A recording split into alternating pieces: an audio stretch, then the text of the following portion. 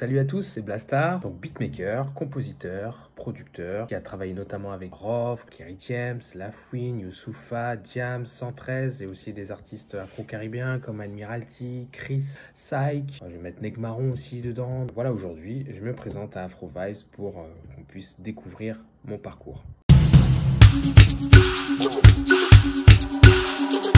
Blastar, the Dreammaker.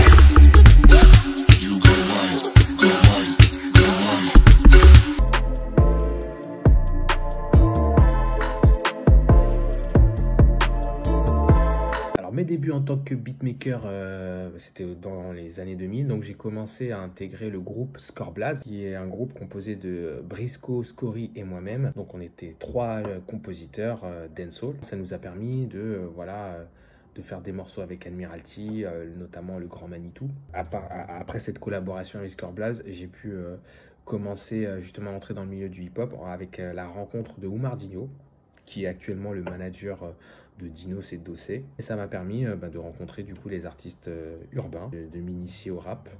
Donc ma première collaboration, si je me souviens bien, c'était avec Sefiu. Donc c'était au Planet Rap. C'était à son premier Planet Rap d'ailleurs.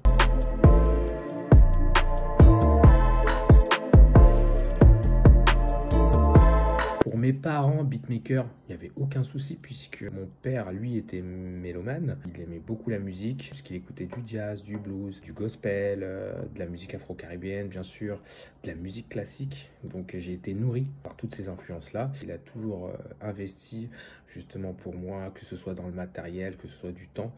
Et ça, pour lui, ça lui ne posait aucun problème que je puisse être beatmaker. Bien entendu, ma scolarité était en priorité. Il n'y avait aucun souci, je pouvais allier les deux, le beatmaking et puis ma scolarité.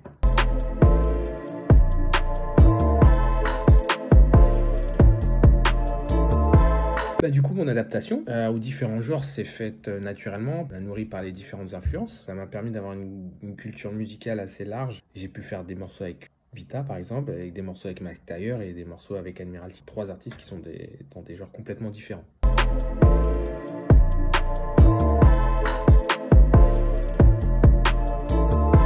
Et là, je travaille avec des artistes plutôt R&B soul. Donc là, je suis sur le EP de Laurel Howard. J'ai déjà produit son premier EP, Seven Phases, qui est sur les plateformes streaming. Et donc là, on partirait sur un deuxième EP. Et puis, je travaille avec d'autres artistes R&B soul.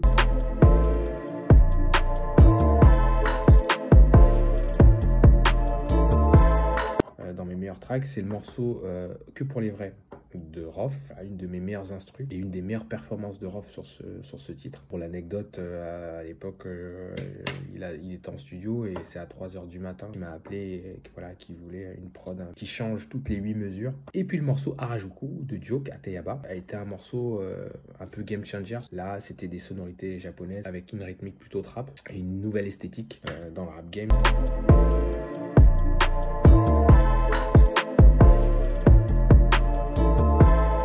Ma collaboration de rêve, c'est Janelle Monáe, c'est une artiste que j'apprécie énormément, une artiste soul R&B alternatif, avec des influences dans sa musique de Prince, Stevie Wonder, Marvin Gaye, même Michael Jackson. À l'époque, elle était chez Warner, j'ai eu l'occasion de la rencontrer. Ce sera un rêve de collaborer avec elle. D'ailleurs, j'ai fait 2 remixes la concernant, un remix de Tightrope et un remix de Float qu'on peut retrouver sur mon SoundCloud.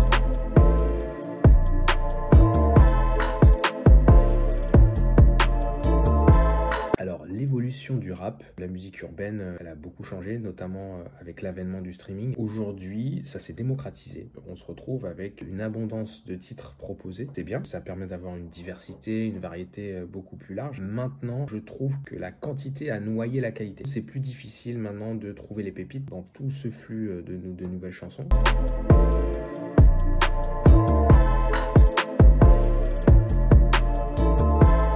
Conseil pour les jeunes beatmakers, toujours c'est la passion. La passion permet de traverser pas mal d'étapes dans sa vie d'artiste, de pas compter les heures, de pas compter ses efforts. Maintenant, ce que je conseille aux jeunes beatmakers, c'est de se cultiver. C'est important d'élargir un petit peu sa culture, d'écouter d'autres genres, d'étudier d'autres musiques, de voir l'évolution de la musique à travers l'histoire. Et essayer d'avoir une certaine discipline. Plus on pratique, plus on s'améliore. Aujourd'hui, on a un peu la standardisation des beatmakers. Je trouve qu'il serait bien de pouvoir se démarquer. C'est important. Les jeunes beatmakers qui se lancent, démarquez-vous.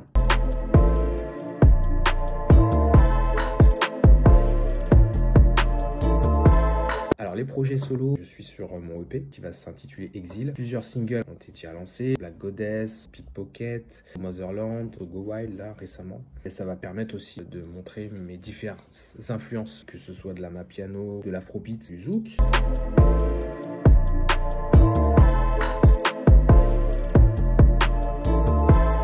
J'ai travaillé beaucoup avec des artistes rap plutôt durs, des morceaux rap de rue, on peut dire ça comme ça, Kerry James, Medine, Youssoufa, etc. Et aujourd'hui, ce que je propose musicalement n'a rien à voir. Pourquoi? Parce qu'en fait, comme je le disais un peu en avant, en préambule, j'ai plusieurs influences. Quand je décide de proposer un projet, j'aime bien garder une certaine homogénéité et j'aime bien essayer de garder une ligne directrice artistique. Donc aujourd'hui, pourquoi je propose des projets pour un projet plutôt soul afro? C'est déjà ce que j'apprécie le plus, c'est des musiques que j'apprécie le plus, moi en tant que beatmaker.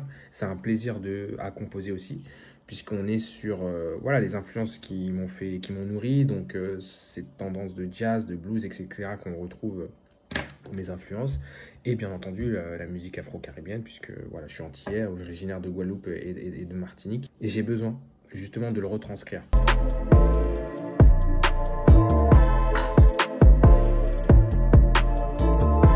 Merci à Afro Vibes. Aujourd'hui, je suis vraiment dans une phase de création, de créativité où je vais pouvoir proposer des projets, des EP. Je ne manquerai pas de vous en parler. Ciao à tous et à bientôt.